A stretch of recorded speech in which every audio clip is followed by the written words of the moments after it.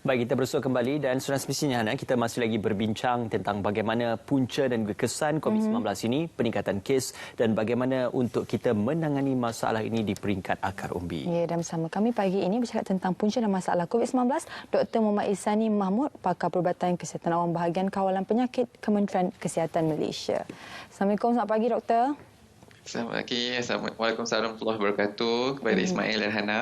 Baik Doktor, memang kalau kita lihat kepada penurunan kes setakat semalam dan juga kemarin daripada 4 angka kepada 3 angka menunjukkan satu perubahan yang positif, melihatkan kepada fokus KKM untuk memutuskan rantaian itu dengan mengadakan PKPB. Jadi adakah dalam hal ini Doktor optimis dalam melihat apabila kita menghadkan pergerakan itu boleh memungkinkan untuk kita kembali mencapai kepada kosong ataupun kes rantaian jangkitan itu dapat dikurangkan.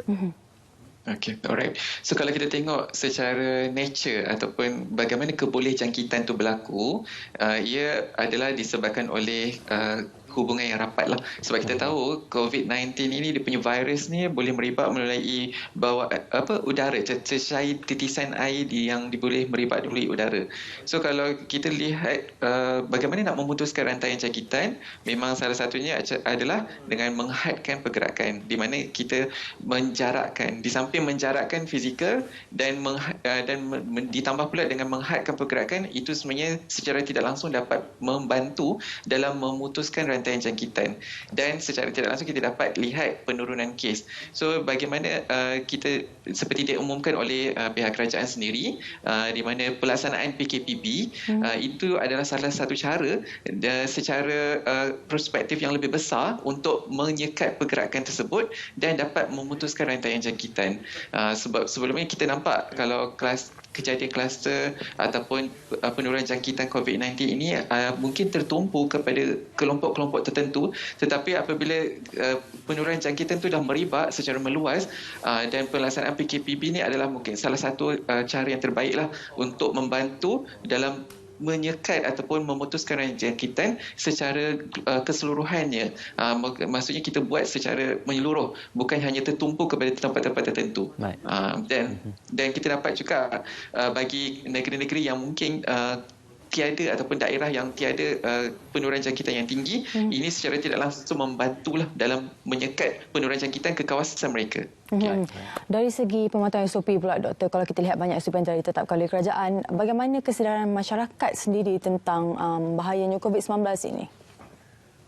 Okey, sebab kalau kita tengok, kita follow lah dari segi apa yang diumumkan dari hari ke hari oleh Menteri Kanan kita, di mana pematuhan SOP itu nampak ada peningkatan dari masa ke semasa, namun pada masa sama juga masih ada lagi yang melanggar SOP tersebut. Ini mungkin disebabkan oleh disebabkan oleh tahap kesedaran mereka terhadap penyakit jangkitan ini masih lagi belum mencapai tahap optima yang kita mahukan. Okey, tapi walau bagaimanapun saya boleh puji juga di mana ada segelintir ataupun masyarakat kita yang berjaya mematuhi SOP tersebut, dan itu yang kita nampak impaknya semalam, di mana penurunan kes daripada 4 angka jadi 3 angka, dan kita harap dapat kekalkan pematuhan terhadap SOP tersebut, dan pada masa sama mungkin daripada 3 angka kita boleh turunkan kepada 2 angka juga. Ini salah satu cara dan kaedah untuk kita menurunkan kadar jangkitan dan memastikan kita berada dalam tahap selesa dan selamatlah. Okey, sudah pasti Doktor, ya, kita sedia maklum virus ini sudah berada dalam komuniti, namun dalam mendepani dan juga menghadapi virus ini adalah untuk kita mengelakkan agar ia terkena kepada golongan berisiko seperti warga tua ataupun mereka yang ada masalah dari segi sistem daya tahan tubuh ataupun sistem keimunan badan. Jadi ini perkara yang penting kerana kita ingin mengurangkan jumlah kematian, jumlah mereka yang menerima kesan daripada pandemik COVID-19. Jadi adakah kita lihat dengan menghadkan pergerakan dan juga kontak rapat antara golongan yang sihat dan juga yang berisiko ini dapat menurunkan juga kebolehjangkitan bagi kes ini, Doktor?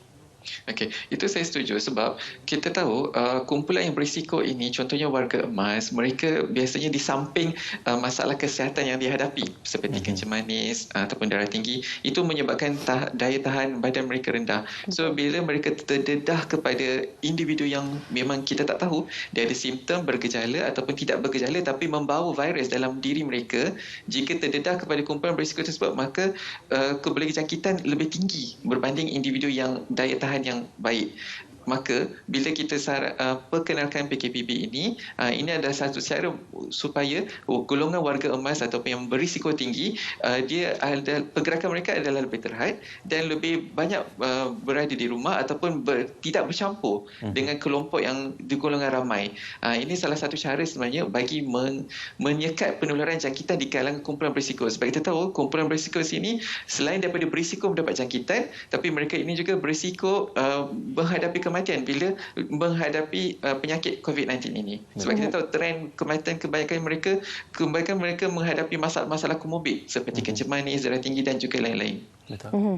Selain daripada golongan berisiko, pekerja asing juga antara golongan yang senang dan mudah dijangkiti COVID-19 kerana mereka tinggal di satu tempat yang padat. Asrama tempat tinggal mereka itu tempat yang sangat padat. Dan mungkin ada antara mereka takut untuk membuat ujian saringan. Pandangan doktor tentang perkara ini?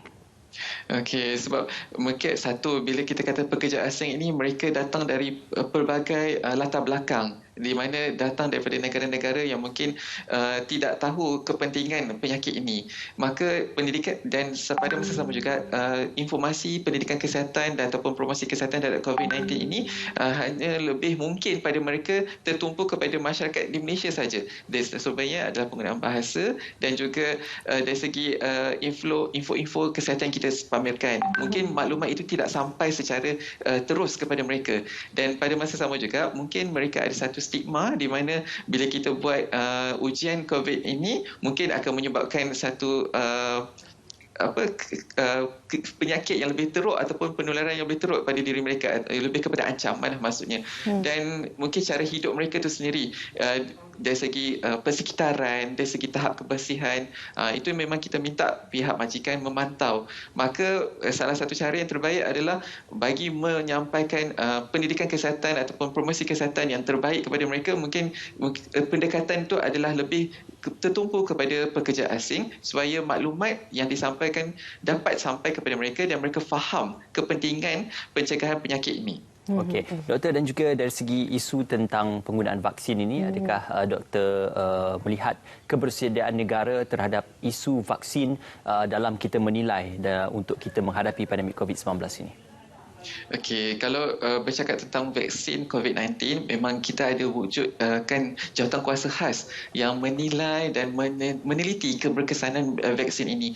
Dan dari masa ke semasa, walaupun kajian dijalankan di luar Malaysia, tapi kita juga mengikuti perkembangan tersebut dan wujud kerjasama antara kementerian yang terlibat. Dan memang pihak Kementerian Kesihatan juga telah mewujudkan beberapa kriteria penting untuk sebelum kita memilih vaksin tersebut. Dan salah satu kriteria yang penting yang ditekankan adalah jenis strain yang boleh dicapai oleh vaksin tersebut dan juga dari segi keberkesanan dan tahap kebolehan untuk melindungi masyarakat kita apabila menerima vaksin tersebut. Dan ini dipantau dari masa ke semasa. So kalau dari segi, saya nak kata dari segi persediaan untuk kita menghadapi kedatangan vaksin dan juga kemungkinan masalah yang berlaku selepas kita membuat beberapa vaksin, pada saya dari segi pelan tindakan tersebut sudah ada dan memang akan diteliti dari semasa ke semasa, dan untuk memastikan yang penting sebenarnya jaminan keselamatan untuk individu yang terima vaksin dan pada bersama melindungi masyarakat kita daripada mendapat jangkitan setelah menerima vaksin. Okey, baik. Terima kasih diucapkan kepada Dr. Muhammad Ihsani Mahmud, Pakar Perubatan Kesihatan Awam Bahagian Kawalan Penyakit Kementerian Kesihatan Malaysia, berkongsikan tentang peningkatan kes COVID-19, bagaimana kita menanganinya dan juga untuk kita mematuhi SOP yang telah pun ditetapkan. Ya, betul. Dan sekarang ni kita akan berehat seketika.